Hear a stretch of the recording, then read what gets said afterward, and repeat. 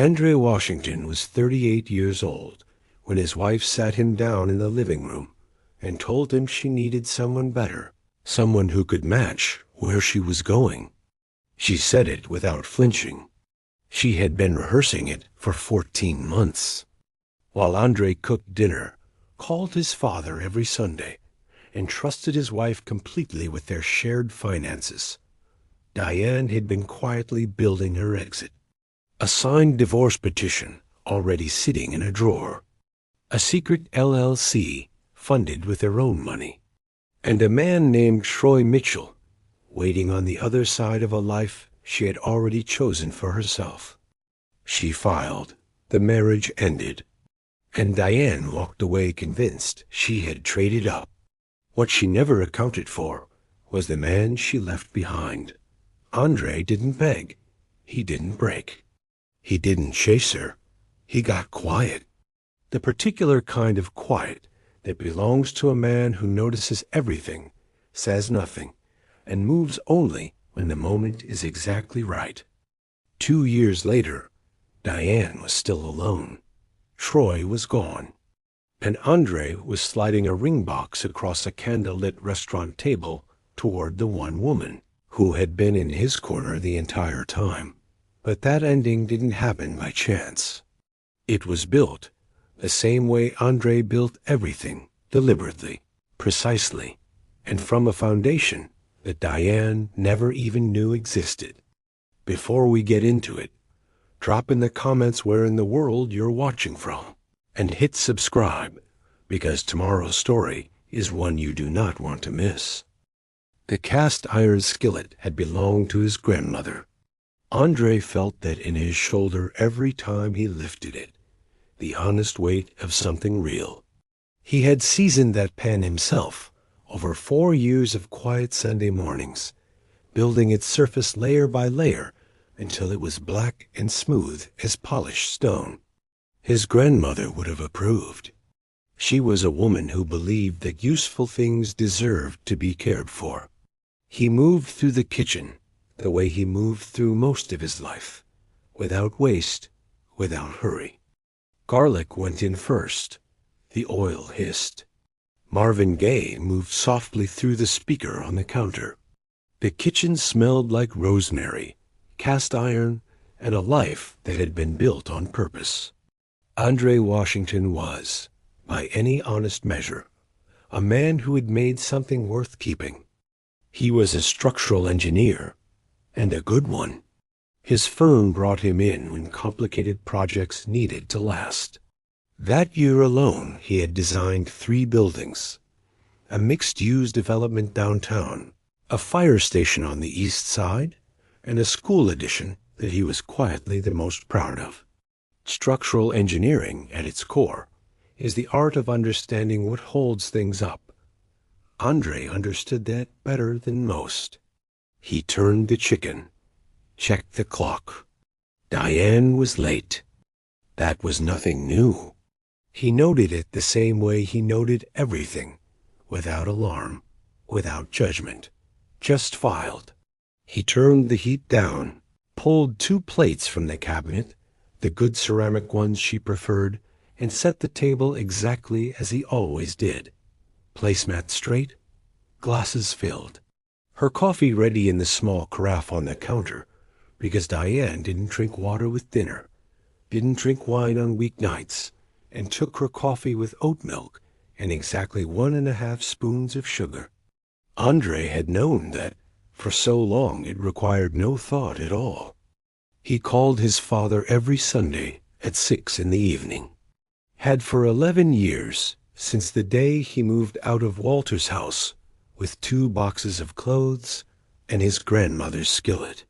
Walter Washington was 68 years old, a retired union carpenter with wide, weathered hands and a small vocabulary, and the particular kind of wisdom that only comes from building real things for 4 decades. Their Sunday calls ran anywhere from 12 to 40 minutes, depending on what was happening in the world and how the game had gone. Andre had never missed one. He heard Diane's key in the lock at 7:42. "Hey, She came in without looking up. Bag on the bench, jacket shrugged off. "Hey, dinner's ready." "Come sit." She sat, poured herself water, not coffee, he noticed. Glanced at her phone once before setting it face down on the table. "This smells really good," she said when he placed the plate in front of her. The way someone compliments a restaurant. Polite, slightly distant. "Rosemary chicken. Same as last month." "You liked it," she smiled. The smile stopped just short of her eyes. They ate. He asked about her day. She gave him the outline. A meeting, a difficult client, traffic on the bridge. The summary you give someone who doesn't need the details. He told her about the school project, about load-bearing calculations that had taken up most of his afternoon. She nodded in the right places. Halfway through dinner, her phone buzzed against the table. "Sorry," she said, and picked it up. She looked at the screen, and something moved across her face, fast, almost invisible, a loosening, like a held breath finally released. "I need to take this." 1 second. She was already standing, already walking down the hall. She pulled the bedroom door, mostly closed behind her. Andre sat still. He listened to the muffled sound of her voice through the wall. He couldn't make out the words. He didn't need to. What reached him was enough. The register of it, the ease of it. The way a laugh sounds when nobody is performing it for anyone. Low, warm, belonging entirely to whoever was on the other end of that call. He set his fork down. He was a structural engineer. He knew, professionally and personally, that the first signs of failure in a structure are almost never dramatic. No sudden collapse, no loud crack. Just small things. A hairline fracture in the wrong place. A measurement that's off by 1 degree. Details that don't add up, accumulating quietly, invisible to anyone who isn't trained to look. Andre was very trained to look. Diane came back 7 minutes later. She apologized. She finished her dinner. Sighed she was tired and went to bed before 9. Andre stayed at the table. The house settled around him. The music had stopped. The overhead light was a little too bright for the hour. 2 plates on the table, hers half finished, his clean. The carafe on the counter, untouched and full.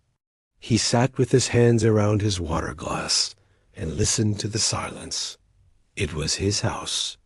He knew every sound it made, every way the air moved through it, every creak in the hallway floor. He had chosen this house, made the down payment, painted the kitchen himself over a long weekend 3 summers ago while Diane was visiting her mother. He knew this house. But sitting here now, in the Tuesday night quiet, with Diane's laugh still hanging somewhere in the back of his mind like a note played in the wrong key, it didn't feel entirely like his anymore. Andre noticed everything that night. The water, the phone, the laugh behind the closed door.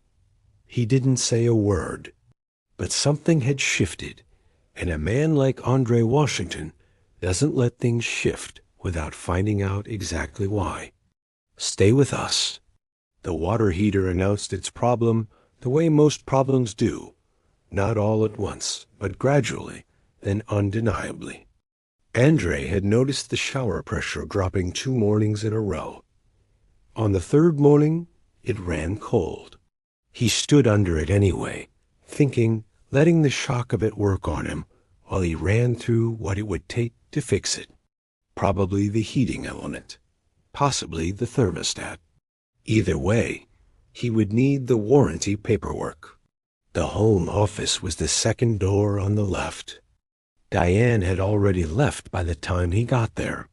Early meeting, she'd said the night before. He had nodded and asked if she wanted coffee. She said she'd grab something on the way. The door had closed behind her at 7:12. He sat down at the filing cabinet and pulled open the second drawer. House documents organized by his hand years ago. Mortgage, insurance, appliances. He had always been the one who kept things in order. He found the appliances folder, pulled it out. Behind it, pressed flat against the back of the drawer, was a manila envelope. He almost missed it. It had been filed behind a folder labeled Medical 2019, which he had no reason to open. No label on the outside, no name. Just a plain sealed envelope with a metal clasp bent back. He opened it. It was a divorce petition, fully completed. Every line filled in with Diane's careful, slanted handwriting. His name appeared in the section marked Respondent. Hers appeared as Petitioner. Grounds listed. Irreconcilable differences. The date at the top of the first page, 14 months ago. He sat down on the floor. He read every page. She had listed the house. She had listed the joint investment account. She had listed his pension, the one he had been building for 16 years through work that had nothing to do with her, and noted it as a marital asset subject to division. She had done her homework. The paperwork was thorough, careful, completely filled out, all the way to the signature line where her name sat in ink. 14 months ago. He turned to the last page and looked at the date for a long time. Then he put every page back in the envelope, exactly as he found it, pressed the metal clasp back down, returned the envelope to the back of the drawer behind the Medical 2019 folder, returned the appliances folder to its place. He found the warranty paperwork for the water heater, went downstairs and fixed it himself. Heating element, as he had suspected. He had the right tools. It took 40 minutes. He cleaned up after himself, washed his hands, made a cup of coffee, and stood at the kitchen counter looking out at the backyard. That night, he lay beside Diane in the dark, hands folded on his chest, and listened to her breathing slow into sleep. He didn't move. He didn't speak. He stared at the ceiling for a long time. He was a man who understood structures. He understood that when you discover a crack, the worst thing you can do is make noise before you know how deep it goes. You trace it first. You understand where it started, what it's connected to, what else might come down if you move wrong. He was not going to move wrong. By the time Diane's breathing deepened beside him, Andre had made exactly one decision. He would not react. He would prepare. A divorce petition, 14 months old. Hidden in the back of a drawer he had no reason to open. Andre put it back exactly where he found it and went to bed. But he wasn't sleeping. He was planning. And what he found next would change everything. He found the email account on the third day. Diane had left the login saved in their shared browser. A small carelessness, the kind a person makes when they are completely certain the other person will never think to look. Andre had been using the home laptop to pull a file from his firm's server when he noticed a saved account in the email drop-down that he didn't recognize. A Gmail address with no name attached, just a string of letters and numbers. He sat with his hands on the keyboard for a moment. Then he opened it. 22 months of emails between Diane and a man named Troy Mitchell. He read them in order, starting from the beginning. By the time he was an hour in, he understood that this was not simply an affair. Troy Mitchell was a real estate developer. The early emails were personal, too personal, intimate, in a way that settled in Andre's chest like a stone. But they shifted gradually into something more operational. Asset planning, conversations about how things would be divided. Troy advising Diane on what to protect, what to move, how to structure the settlement so it would land in her favor. 9 months ago, Diane had formed a private LLC. Troy's name was on the formation documents, attached as a photo in one of the emails. The LLC had received money. Andre could see the amounts referenced throughout the thread, small, consistent transfers, never large enough to raise a flag, rooted from the joint household account that Diane had always managed, because Andre had trusted her to. He sat in the dark of the home office for a long time. Then he closed the laptop, picked up his phone, pulled up a name he hadn't called since December. Camille answered on the second ring. "Andre," she said, just his name, like she already knew something had shifted. "Hey," he said, "I need to talk to you. When are you free?" Camille's office was on the 4th floor of a building downtown that smelled like old coffee and printer toner. 11 years she'd worked there. The walls were lined with filing cabinets and whiteboards covered in numbers. Her desk was buried under organized stacks of paper that only made sense to her.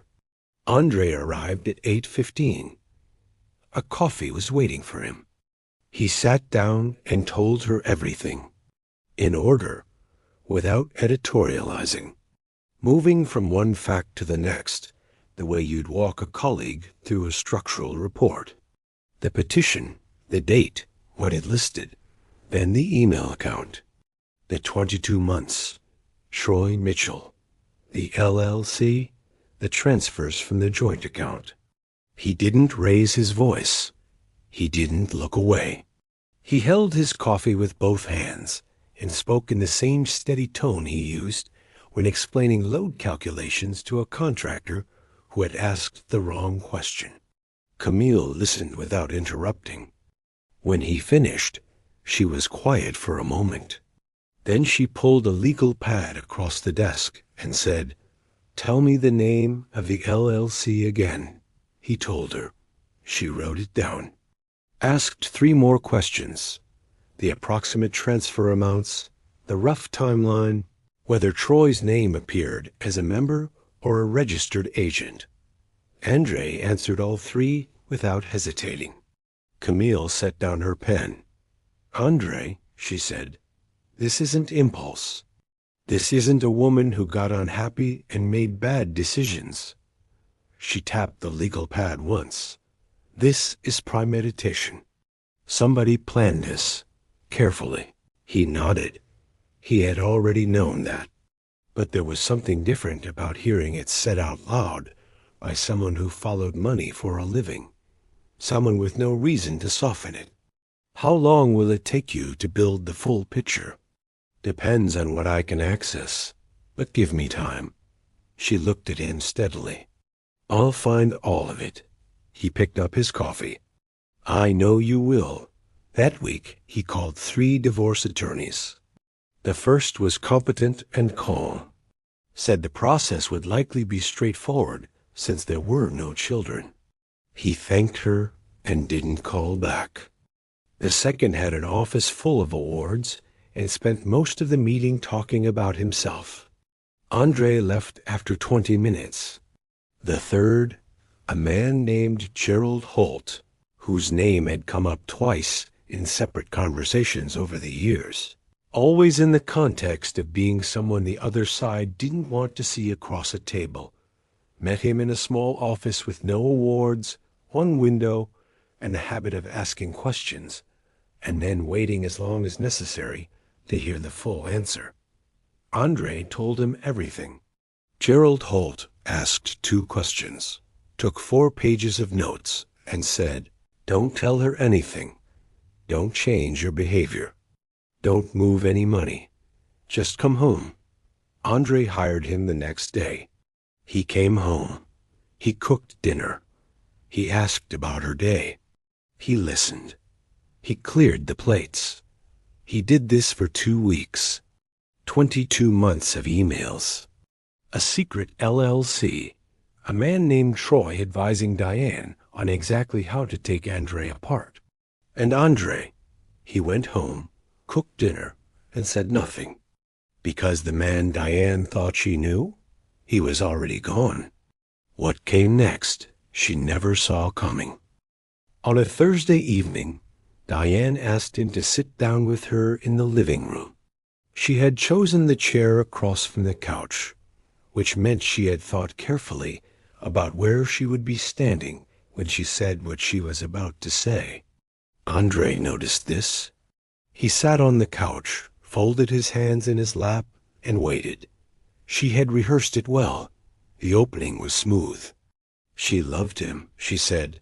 That had never been the question. She had grown. She had changed direction. She needed things that were different now.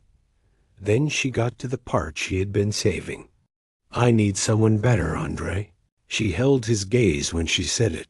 Steady, certain, someone who can match where I'm going. The room was quiet. Andre looked at her for a long moment.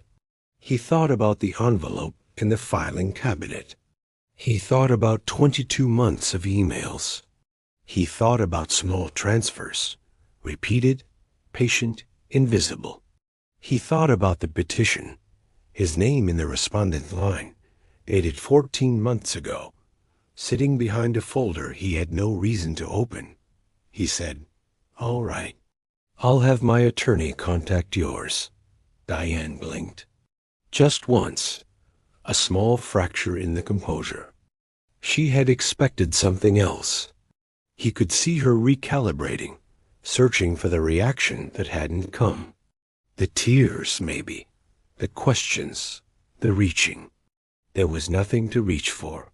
The door had already closed. It had just done it quietly. The divorce was finalized on a Wednesday in March. Andre signed the last document, shook Gerald Holt's hand in the parking garage, and drove home in silence. 23 months later, Diane's apartment was a one-bedroom on the 3rd floor of a complex near the interstate. She had a lease.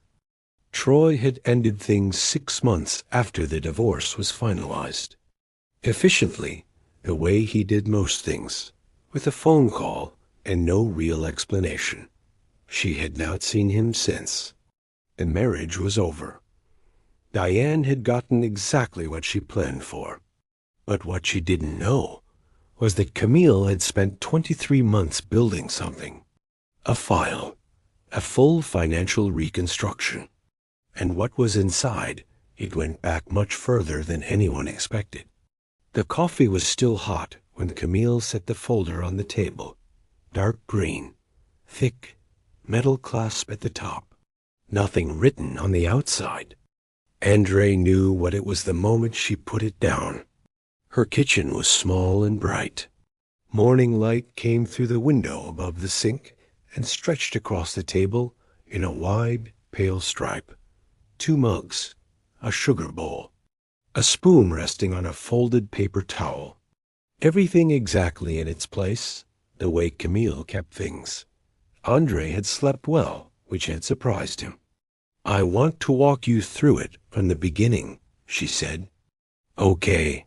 She opened the clasp and started with the LLC, the name, the formation date, the transfers.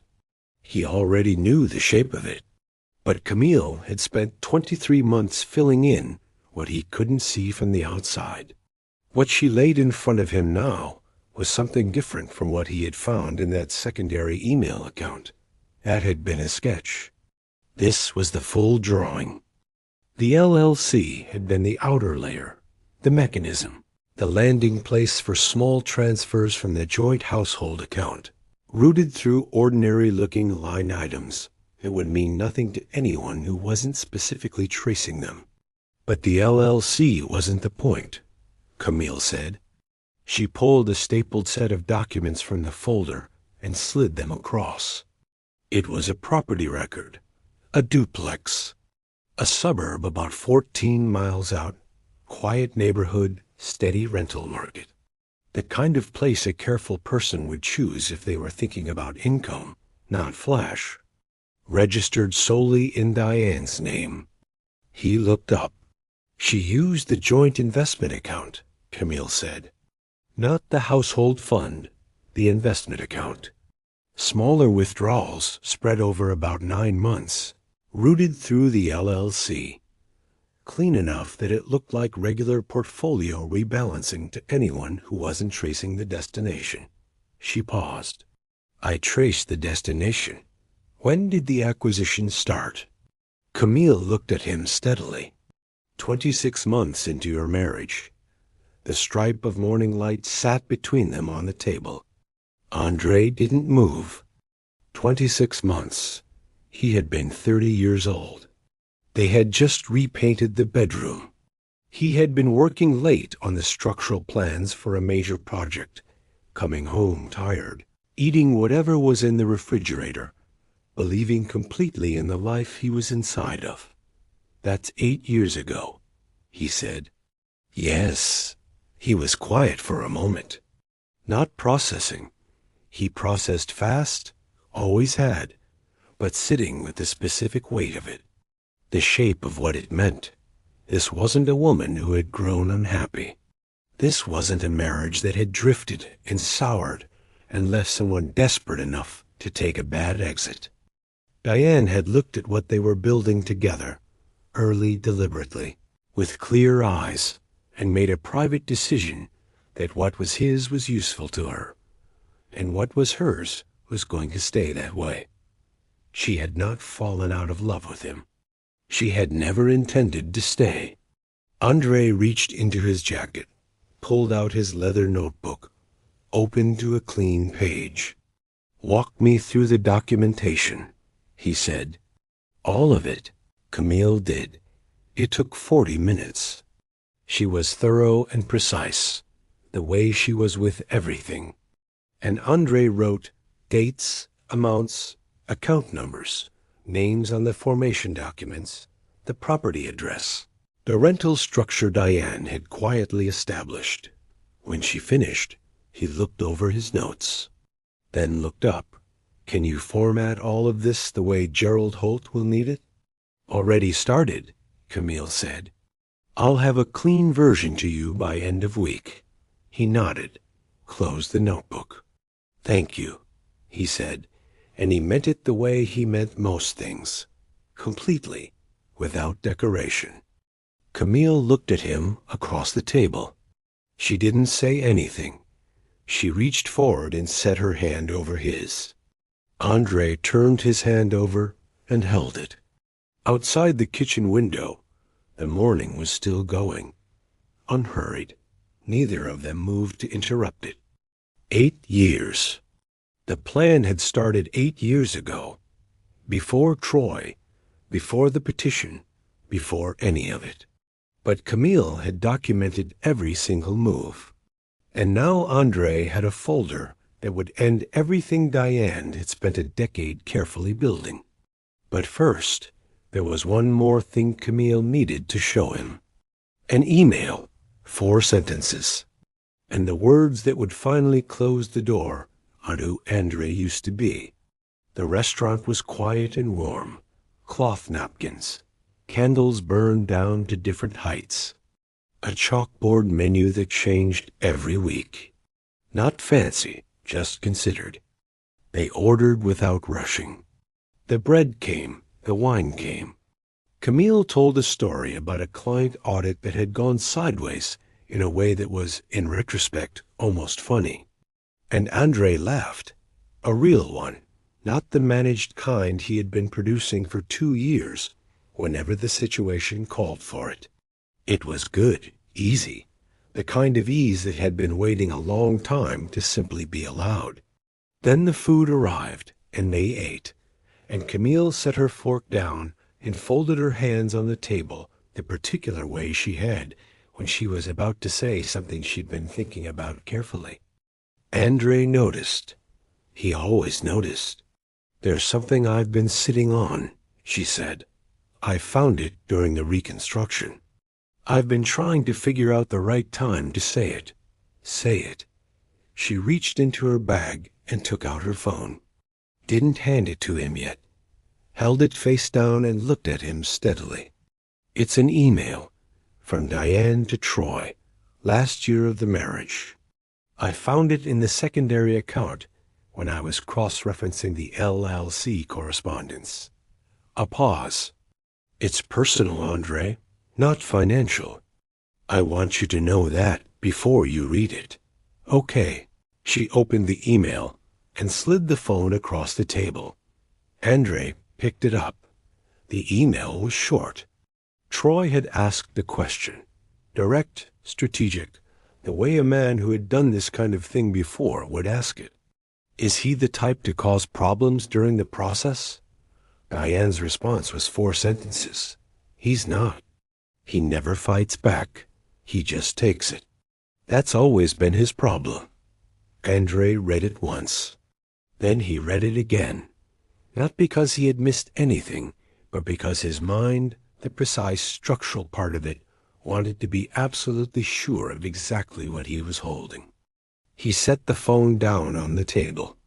The candle flickered once. The restaurant moved quietly around them.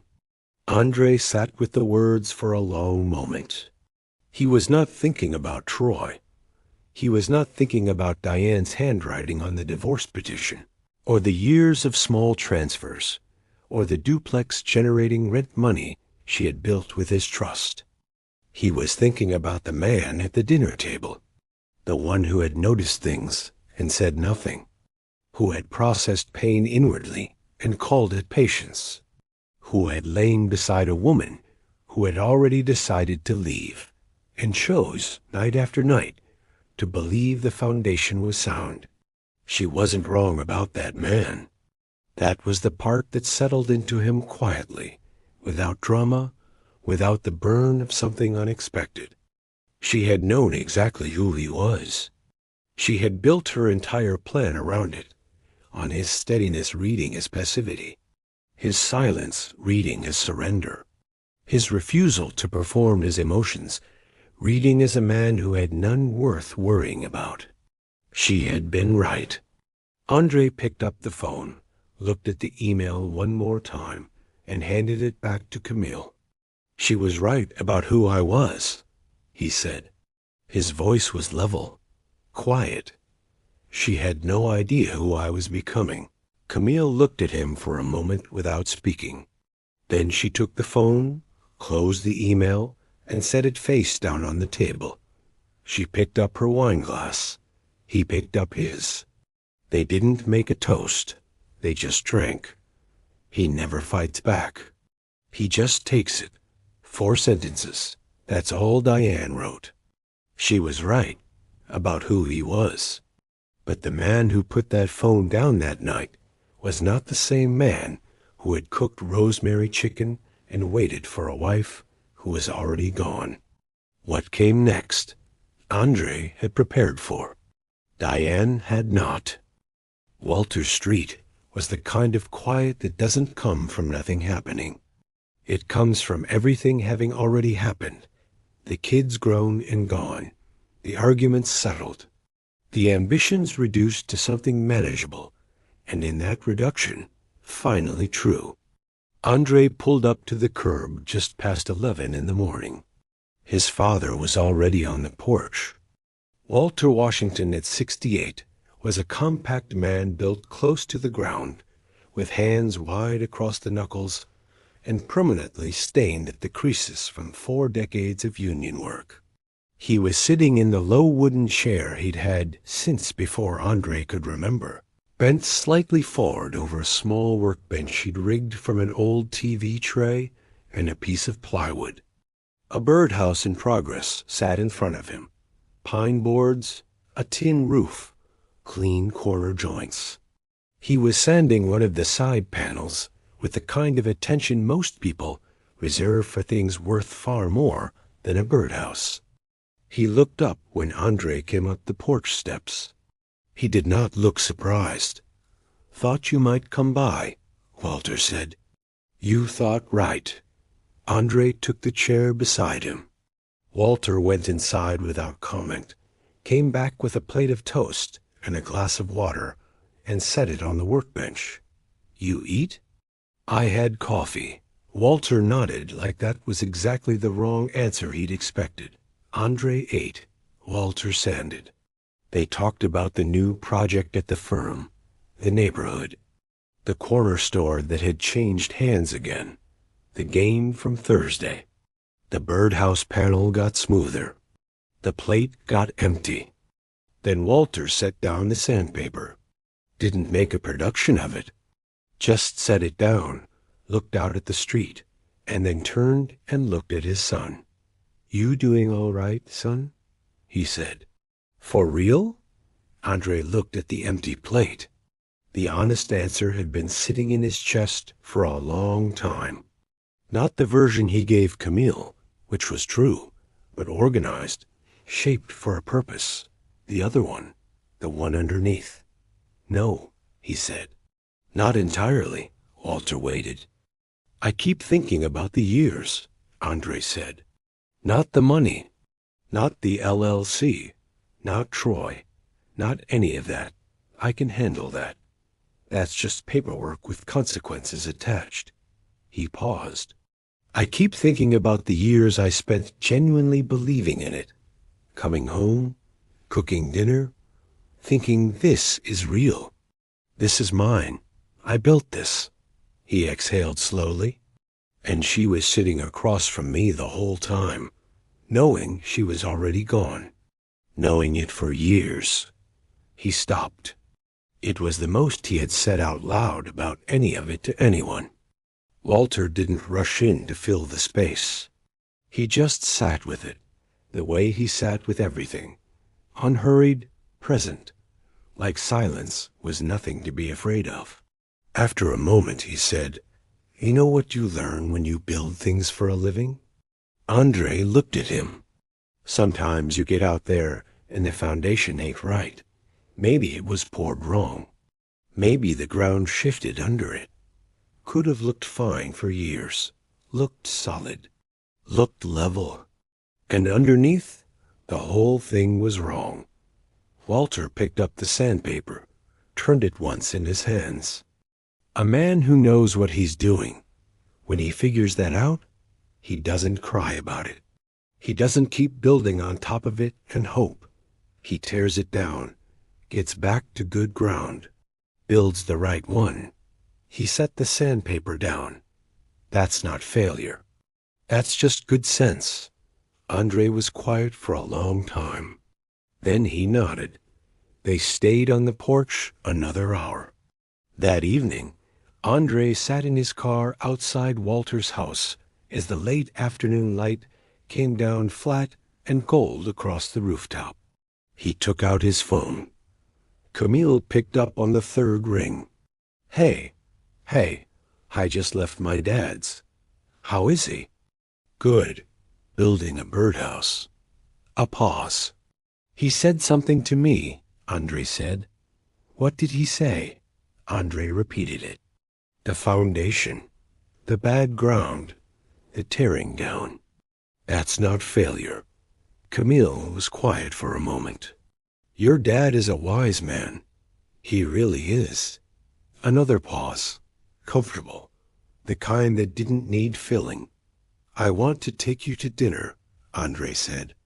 "Not to talk about the case, not to go over documents, just dinner. You and me." On the other end of the line, he heard the small shift of her breath. "Yeah," Camille said. "I'd like that. Good ground, tear it down. Build the right one." Andre's father gave him 3 sentences that changed the direction of everything. And at a quiet restaurant, a few weeks later, Andre would reach into his jacket pocket and change Camille's life forever. But the night wasn't over yet, and Diane was about to make one final mistake. The ring went across the table on a quiet Tuesday evening. Warm light, white tablecloths, candles low. Andre said nothing. He didn't need to. Camille opened the box. She was quiet for a moment, the kind of quiet that wasn't uncertainty, just a person letting something real settle into them before they answered. She looked back up at him. "Yes," she said. The civil proceedings moved forward with the kind of precision that leaves no room for argument. Camille's forensic reconstruction documented 8 years of financial misdirection, the LLC, the duplex, the systematic rerouting of joint funds, with enough detail that Gerald Holt called it unusually solid. Troy's name on the LLC made him jointly liable. His attorney advised settlement immediately. Troy complied quickly and without the charm that usually carried him through difficult rooms. Charm has limited utility when the paper trail is that clean. The settlement cost him more than money. The details reached people in the same real estate circles where Troy had spent years building his reputation. 2 of his development partnerships dissolved within 6 weeks.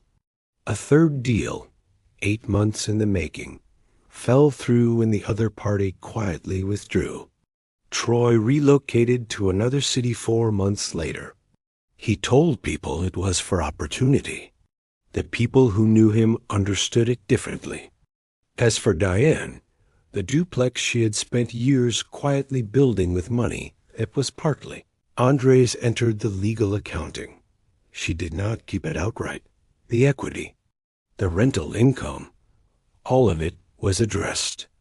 On a Thursday morning, 17 days after dinner with Camille, Andres stood outside a post office on Clement Street with a single envelope in his hand.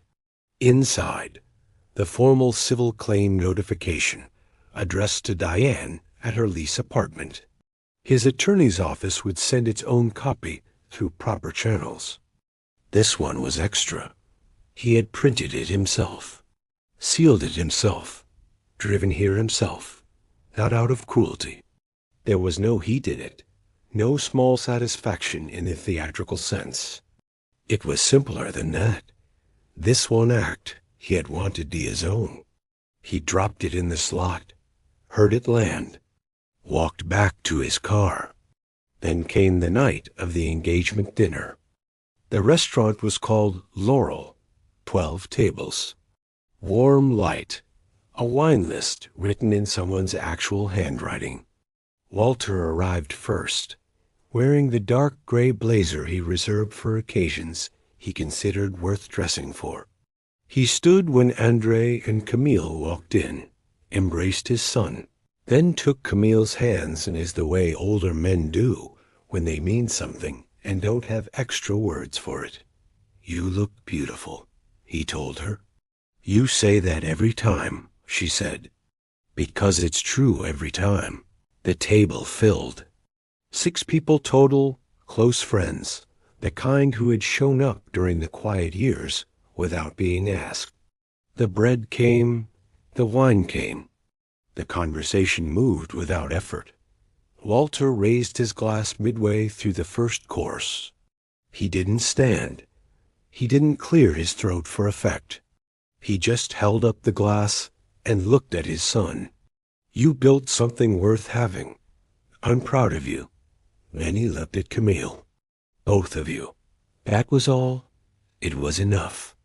Andre's phone buzzed during the second course. He glanced down. Diane Washington. He excused himself quietly and stepped toward the entrance hallway.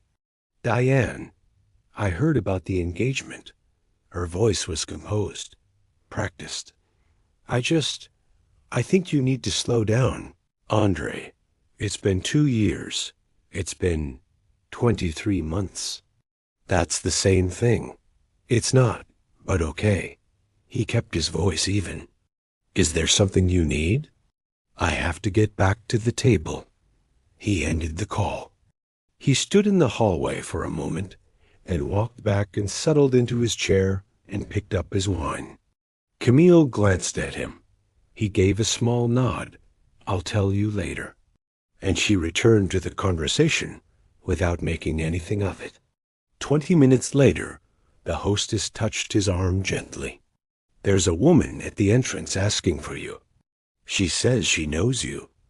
Diane was standing just inside the door. She was dressed well. Her posture was the composed, deliberate kind that costs something to maintain. Her bag over one shoulder, hands loose at her sides. She was scanning the room until she found him. He reached her before she could move further in. "Let's go over here," he said, and walked her to a quiet corner near the bar. She looked at him. She looked, if he was being honest, like someone who had driven here telling herself one thing, and was now standing inside a different reality than the one she had rehearsed. She started with the word listen. Andre knew immediately that she had prepared this. People who haven't rehearsed don't start with listen. They start in the middle of whatever's hurting them. She spoke carefully. She said she wasn't there to make a scene. She said 2 years wasn't long enough for a decision like this. She said she knew how Andre was, that when he got focused on something, he moved forward, and he didn't always stop to ask whether he was doing it for the right reasons or just because it felt like forward motion. She delivered it cleanly. She held his gaze when she finished. Andre looked back at her. He took one breath, unhurried. "I know about the LLC," he said. Something shifted behind her eyes. Fast, small, like a light switch in another room. "I know about the duplex in Fieldstone. I know you used the joint investment account to fund the down payment. I know the first transfer happened 8 years ago, 26 months into our marriage." He paused. Before Troy, before any of it, Diane didn't speak. "I know about the email, the one where he asked if I was the type to cause problems." His voice was the same temperature it had been all evening. Warm food, good wine, his father's toast. It did not change now. "And I know what you wrote back. That I never fight back. That I just take it. That it's always been my problem." The bar was quiet around them. "You are right," he said. Diane's mouth opened slightly, closed. "I want you to know something." He held her gaze, not hard, not cold, just direct. The way a man looks at something he has already measured and accounted for. "I don't hate you. I haven't spent one day of the last 2 years trying to hurt you. That's not what this has been." He reached into his jacket pocket and straightened his cuff. Something to do with his hands that wasn't pointing or gesturing. "There's a civil proceeding arriving at your address next week. The LLC, the duplex, the full financial reconstruction. It's all documented. My attorney has handled it thoroughly." He paused. "I want to be clear. That is not revenge. It is a legal consequence of financial fraud. My attorney will manage it without my emotional involvement." He looked at her for a moment. "You sat me down in our living room and told me you needed someone better, someone who could match where you were going." His voice was quiet, even. "I didn't argue with you then." He held her gaze. "I'm not arguing now. I just want you to look at where we're both standing tonight and ask yourself whether you found him." He didn't wait for an answer. He turned and walked back through the warm light of the restaurant, past the bar, past the soft sound of other people's evenings, and settled into his chair between his father and his fiancée. Camille looked at him. He picked up his wine. Walter was mid-sentence about the birdhouse, the correct gauge of finishing, nails, and Andre leaned in and listened like a man with nowhere else to be. Diane stood at the bar. She looked once more toward the dining room. She could see the table from here, the light, the easy movement of people who were glad to be exactly where they were. Then she turned and walked out. "Ask yourself whether you found him." He didn't wait for her answer. He walked back to his table, his father, his fiancée, and let the evening continue. But what happened next, for everyone involved, was the kind of ending that arrives not with drama, but with the quiet finality of a door closing on something that was never going to last. Stay for the final chapter. The wedding happened on a Saturday in October. Backyard. Folding chairs. String lights that Walter had spent the better part of Friday afternoon hanging with the same care he gave to everything he built. The yard smelled like cut grass and the slow work of Camille's aunt, who had been in the kitchen since dawn. Walter stood at the front in a pressed shirt and the reading glasses he pretended he didn't need. He had printed the ceremony on index cards, 4 of them in large, neat handwriting, and he delivered it the way he did everything, without hurry, without performance, with the full weight of a man who meant every word. When he got to the part where he asked Andre if he took this woman, Andre said "I do" before Walter had finished the sentence. Camille laughed. A real one. Walter shook his head slowly, the way fathers do when they're proud, and won't quite say so directly. The small crowd laughed with her. That was the whole ceremony, really. Not the words, but that moment. The laugh through the October air. The easy way Andre reached for Camille's hand. The fact that Walter had to pause and clear his throat before he could continue. It was not a performance. It was just real. And real, Andre had learned, was the only thing worth building toward. The civil proceeding concluded 3 months before the wedding. The settlement was significant.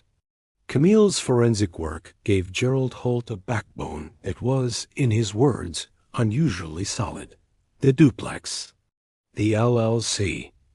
8 years of systematic misdirection, documented with a kind of precision that leaves no room for argument and no room for the outcome. Diane had spent years engineering. Patricia called Diane on a Thursday evening, 2 weeks after the deposition. Diane answered expecting the version of her mother she had always been able to rely on, the one who softened things, who found the angle where love was still functional. She didn't get that version. Patricia's voice was steady and measured, the tone she used when she was saying something she had been sitting with for a long time and had finally decided to stop sitting with. "I want you to know I love you," Patricia said. "That's not what this call is about." A pause. "I'm ashamed, Diane, not of the divorce. Your marriage was yours to end, but the method, the years of it, the planning, the money," she stopped. "That man gave you a good life, and you treated it like a transaction." Diane didn't say anything. There was nothing that changed the timeline. No explanation that addressed 8 years of deliberate misdirection. Patricia let the silence sit there, honest and heavy, the way uncomfortable truths do when the person saying them refuses to take them back. The call ended shortly after, politely, even lovingly. 2 months later, Patricia began spending Sundays with Andre and Camille. She brought food. She stayed long. She asked about Andre's projects, listened when Camille talked about her work, and accepted, without drama or announcement, that this was where family was being built now. Grandchildren were coming. Patricia was not willing to miss that for the sake of pride. Andre's firm completed the community center in November, a low-income neighborhood on the east side of the city that had needed something like it for a long time. The building was solid and warm, with good natural light in the main hall and structural choices that prioritized longevity over aesthetics. It would still be standing in 50 years. Andre had designed it that way on purpose. His partners put his name on the plaque near the entrance. He hadn't asked. He didn't argue. Diane lived in the lease apartment. She was employed. She was stable. She was not destroyed.